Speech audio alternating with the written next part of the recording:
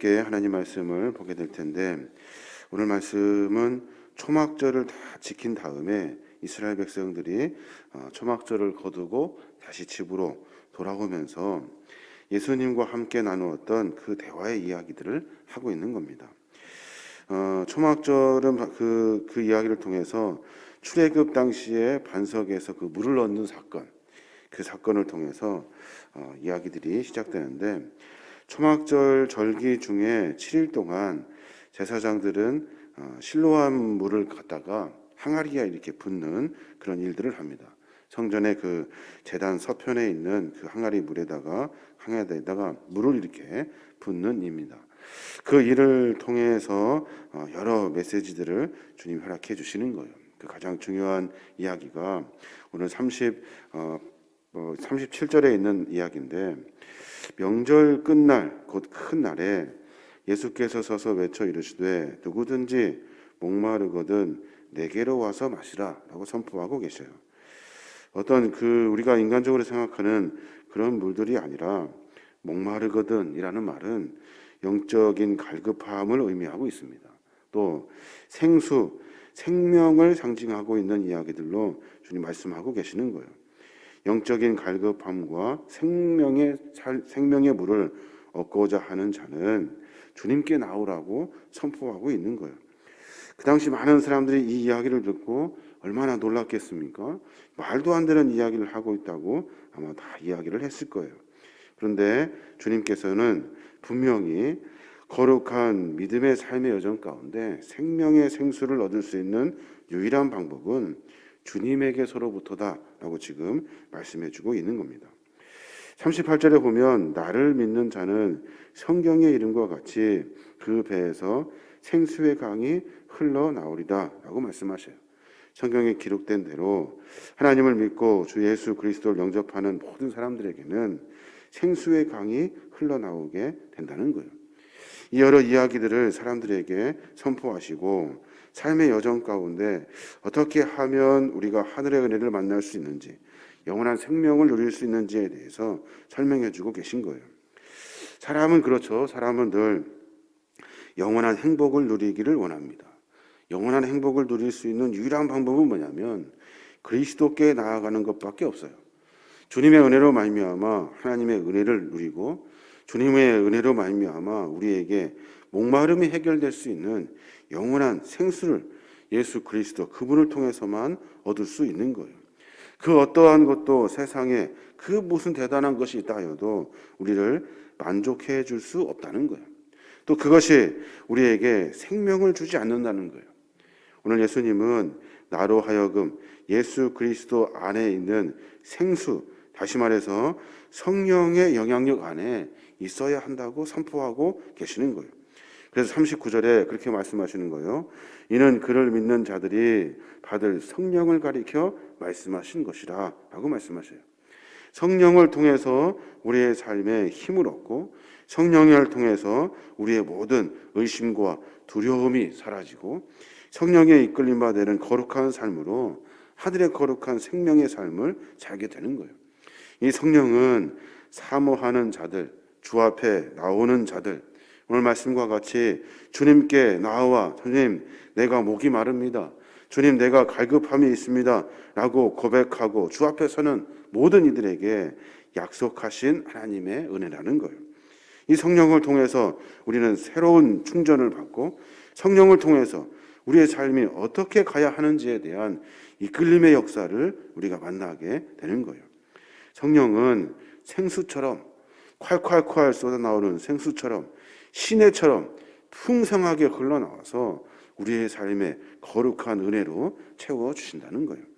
오늘 주님은 장차 예수님께서 십자가에 달려 돌아가시고 그리고 나서 성령께서 우리에게 찾아오실 것을 말씀하시면서 우리의 삶의 여정에 생명을 만나는, 우리의 삶의 여정 가운데 가장 큰 믿음의 가치를 만나는 성령에 대해서 설명하고 있는 거예요. 우리 모든 믿음의 권속들도 마찬가지입니다. 세상의 것을 얻으려고 믿음과 신앙생활을 하는 것이 아니에요. 우리의 삶의 여정은 분명히 우리의 삶을 만들고 결정하고 한 걸음 한 걸음 진행시키는 성령에 이끌림 받는 거룩한 삶을 살아야 하는 거예요. 그러면 세상에 아무리 먹어도 목이 마르고 아무리 채워도 배가 고프는 세상의 방법과는 다르게 하나님의 은혜로 말미암아 참 구원의 기쁨을 누리게 되는 거예요. 우리 모두가 그런 믿음의 삶을 살아야 할 줄로 믿습니다. 주님, 내가 목마릅니다. 내가 하나님 안에서 살기를 원합니다. 세상의 부족함이 아니라 하나님이 주시는 참 기쁨의 생명의 생수를 만나고 성령의 이끌림만 되는 거룩한 삶으로 살기를 원합니다. 주님, 우리를 붙들어 주십시오. 그럴 때 하나님 우리에게 생수를 부어 주신다는 거예요. 오늘 또 40절부터는 무슨 이야기들이 오가고 있습니까? 오늘 40절부터 보면 예수님에 대해서 이야기하고 있어요. 예수님의 권위에 대해서, 예수님이 어떤 분인지에 대해서 사람들이 또 수군거리기 시작해요. 모든 군중들이 그 메시아성, 예수님의 메시아성에 대한 그 확신을 하는 무리가 있는가 하면 여전히 반대로 예수님의 그 메시아성, 그 신성을 부인하는 사람들이 있었다는 거예요. 특별히 유대 당국자들은 예수의 권위를 완전히 무시해버립니다. 그리고 예수에 대해서 아주 말하지 않아요. 그런데 니고데모라고 하는 이 사람이 나와서 그들에게 한마디 하는 거예요. 모두가 똑같이 공의의 세원들이었어요. 그리고 거기에 어떤 유대 지도자들이었어요. 니고데모도 마찬가지. 근데 니고데모가 영적인 어떤 사고력을 가지고 사려 깊은 반론을 통해서 예수님이 어떤 분인지를 설명하고 있어요. 50절에 보면 그가 그래요. 그 중에 한 사람 곧 전에 예수께 왔던 니고데모가 그들에게 말하되 우리 율법은 사람의 말을 듣고 그 행한 것을 알기 전에 심판하느냐라고 말해요. 우리 율법은 말만 듣고 심판하냐? 우리가 그렇게 율법이 허술하냐라고 이야기하고 있는 거예요. 그가 행한 일을 보라는 거예요. 그가 행한 일을, 그가 어떤 일을 했는지 보자는 거예요. 그리고 판단하자는 거예요. 생명과 진리가 머무르는 곳은 항상 심각한 영혼의 이 반항들이 있게 마련이에요. 생명을 얻는 일은, 진리를 만나는 일은 늘 부닥치게 되어 있어요. 그것을 반대하는 무리가 있고 그것에 대해서 깎아내리려고 하는 많은 사람들이 있다는 거예요.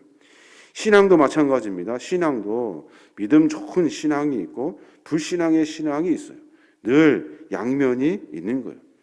참 생명과 진리에 대해서 우리가 늘 양쪽 반응을 가지고 삶을 살아요. 늘 한쪽에서는 찬성이고 한쪽에서는 반대처럼 이렇게 삶을 살아요.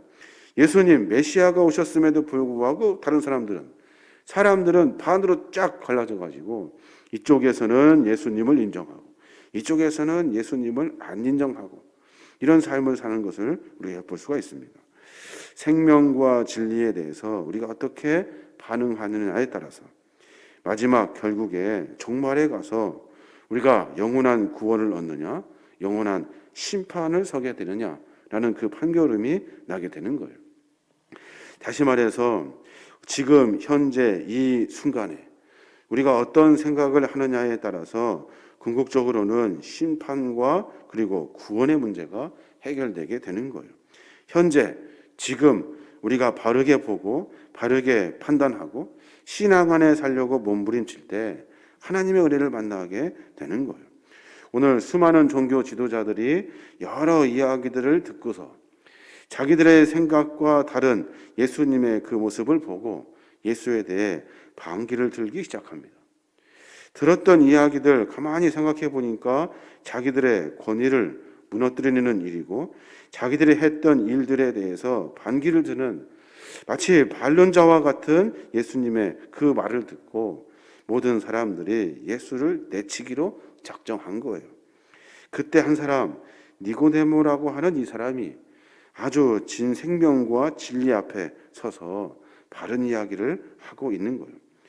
사람들이 어떻게 됩니까? 그 모든 이야기와 논쟁 속에서 궁극적으로는 예수를 죽이기로 작정을 합니다. 필요 없다는 거예요. 우리 이것을 지켜야 하고 우리 이것을 무너뜨리려고 하는 예수를 죽이자는 거예요. 52절에도 그렇게 말해요. 그들이 대답하여 이르되 너도 갈릴리에서 왔느냐? 찾아보라. 갈릴리에서는 선지자가 나지 못하느니라 하였더라 라고 말해요. 여전히 자기들 생각 속에 꽉 갇혀 있어요. 갈릴리에서는 선지자가 나지 못한다는 거예요. 어떻게 갈릴리에서 선지자가 나지 못합니까?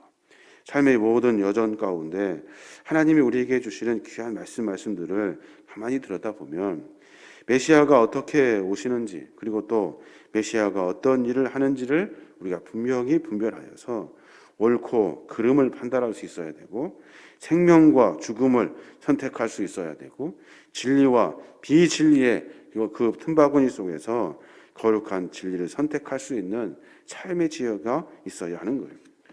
오늘 본문에 보니까 앞에 성령을 말씀하셨고 뒤에 삶의 길을 말씀하고 계시는 거예요.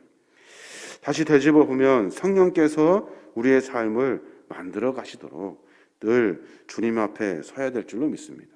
성령님, 나를 붙잡아 주십시오. 성령님, 나를 인도해 주십시오. 내 삶의 모든 여정과 문제들 가운데 성령님께서 해결해 주십시오.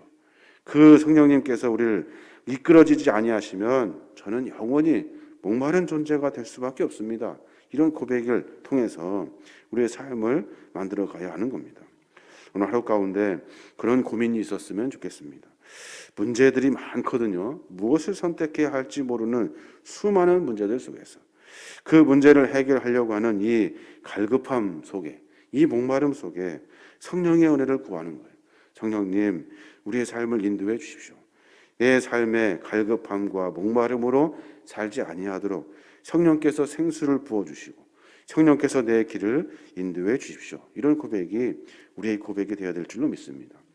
여러 가지 코로나의 상황도 있고 여러 가지 문제들이 우리 앞에 산적해 있습니다. 이 문제를 우리가 풀려고 하면 아마 쉽게 판단되고 쉽게 결정하기가 어려운 문제들이 많을 거예요. 그때마다 성령께 기도하고 하나님께 간구함으로 말미암아 우리를 이끌어 가시고 인도해 주시는 하늘의 은혜를 만나는 겁니다. 그때 우리는 영원히 목마르지 않는 생명과 진리의 삶의 길에 들어서게 되는 거예요. 저 여러분이 그런 삶으로 말미암아 성령을 구하는 그 믿음의 갈급한 심령을 가지고 삶을 살아내어서 하나님이 인도해 주시는 거룩한 은혜의 대열에 나아가시는 저와 여러분이 되시길 주님의 이름으로 축원합니다.